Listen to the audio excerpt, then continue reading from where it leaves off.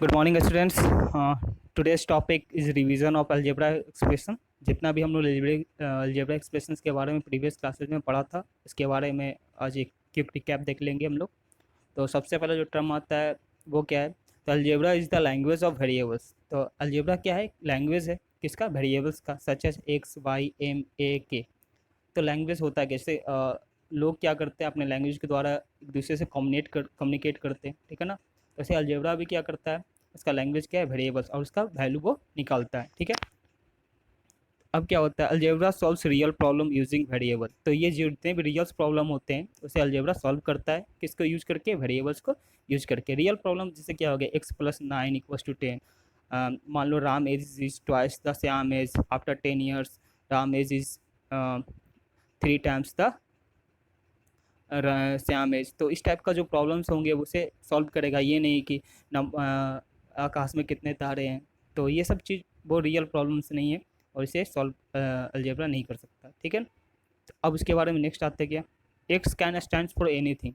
तो एक्स का जो वैल्यू होगा वो कुछ भी हो सकता है, ठीक है ना। ये वेरिएबल्स का वैल्यू कुछ भी हो सकता है, जैसे हाइट ऑफ द अवतार, किसी का हाइट क्या होगा, टाइम इन सेकेंड, ठीक है। The depth of the pool, pool की कितनी गहराई होगी वो, माई मैथ्स मार्क्स। तो ये सब क्या है? सॉल्व करेगा, ठीक है ना। कौन सॉल्व करेगा? अलजेब्रा सॉल्व करेगा ये सब प्रॉब्लम्स को, ठीक है।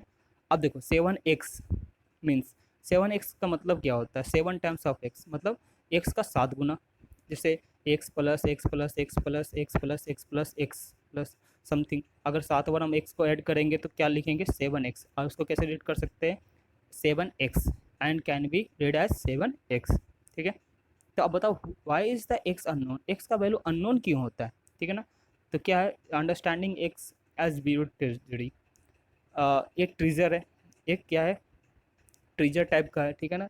इसको खोजना पड़ता है, एक्स का वैल्यू क्या हो सकता है, ठीक है ना। तो ये वेरिएबल्स का वैल्यू हम लोग अलजेब्रा से निकालते हैं। अब इसमें कुछ लिखा हुआ है, देखो। In algebra as in real life x can be anything. X का वैल्यू कुछ भी हो सकता है, ठीक है।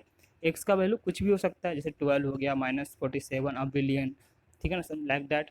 But can you imagine if when we solve for x we started by stereotyping it. हम उसको एज्यूम करते हैं, क्या मान लेते हैं वो कोई वैल्यू होगा, ठीक है ना।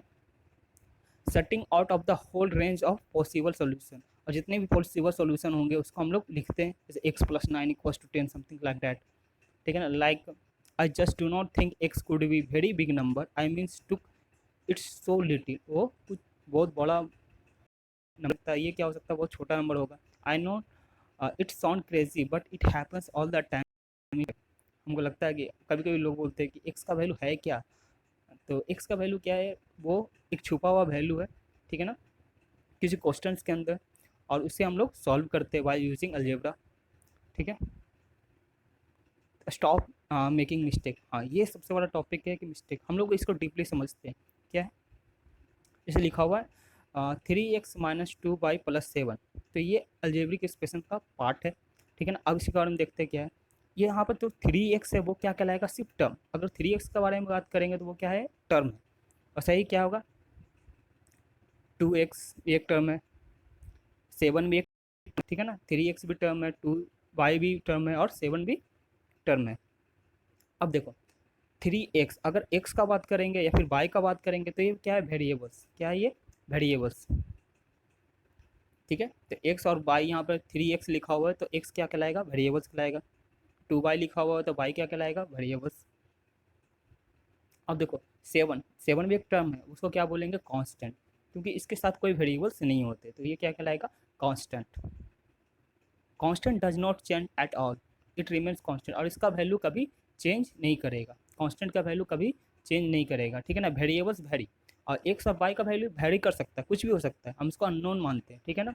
उसको हम मानते नहीं, उसका वैल्यू हम लोग निकालते हैं। तो उसका वैल्यू कुछ भी हो सकता है, लेकिन कांस्टेंट का वैल्यू क्या होगा? कभी चेंज नहीं करेगा।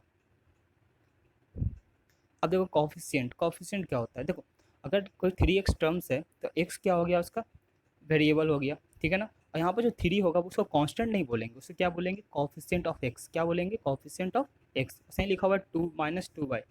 तो यहाँ पर y जो 2y तो टर्म्स हो गया, y क्या हो गया? वेरिएबल्स हो गया। अगर 2 का बात करेंगे तो क्या होगा? कॉफिशिएंट ऑफ y, ठीक है ना। Coefficient could be a fraction, और यहाँ पर कोफिशिएंट कुछ भी हो सकता है, फ्रैक्शन भी हो सकता है। एग्जाम्पल 3/5x, यहाँ पर x का जो कोफिशिएंट है वो क्या है 3/5, और 3/5 इंटू एक्स करेंगे तो ये पूरा क्या कहलाएगा, टर्म्स कहलाएगा। यहाँ एक्स क्या होगा, वेरिएबल्स, और 3/5 जो होगा वो क्या कहलाएगा, कोफिशिएंट ऑफ एक्स। और ऑपरेटर्स, ऑपरेटर्स बताए थे, प्लस माइनस, ये सब जो टर्म्स जो जुड़े होंगे अलजेब्रिक एक्सप्रेशन में, अगर प्लस माइनस से जुड़ा हुआ है कोई टर्म तो उसको क्या बोलेंगे, ऑपरेटर्स। कुछ क्विक रिमाइंडर करते हैं, सम के लिए प्लस का साइन होता है, डिफरेंस के लिए माइनस, प्रोडक्ट के लिए इंटू, क्वाइटेंट के लिए डिवाइड। अब देखो, in the expression 3x + 3y - 9, ये क्वेश्चन है, तो टर्म्स कौन कौन से हैं इसमें बताना है, तो 7x 3y और -9, सॉरी 9। कांस्टेंट कौन है, तो कांस्टेंट 7x तो नहीं होंगे, क्योंकि ये तो टर्म्स है, इसमें कॉफिशेंट भी है और वेरिएबल भी है। 3y भी नहीं होंगे क्योंकि y वेरिएबल है। 9 क्या है, कांस्टेंट टर्म, इसका वैल्यू चेंज नहीं होगा, तो ये क्या कहलाएगा, कांस्टेंट।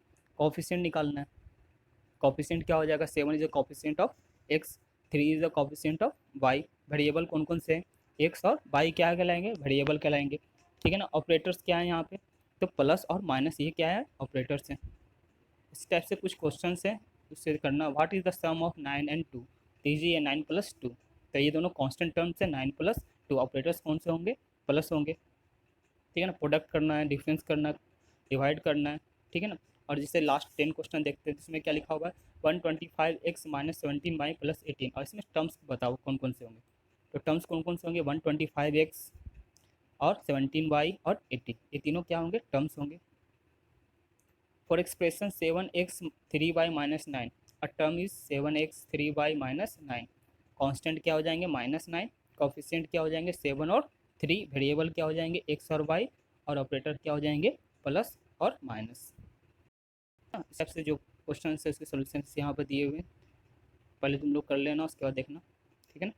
देखो, एक क्वेश्चन से क्या, right N algebraic expressions for 20 less than the product of x and 5, क्या बोल रहा है, एक एक्सप्रेशंस निकालो जिसमें क्या है 20 कम है, किससे, प्रोडक्ट ऑफ x और 5 का। तो क्या सबसे पहले क्या करेंगे, प्रोडक्ट करेंगे किसका किसका, x और 5 का, तो क्या होगा, x इंटू, उसमें से कितना कम करना है, 20, तो कितना हो जाएगा, 5x - 20,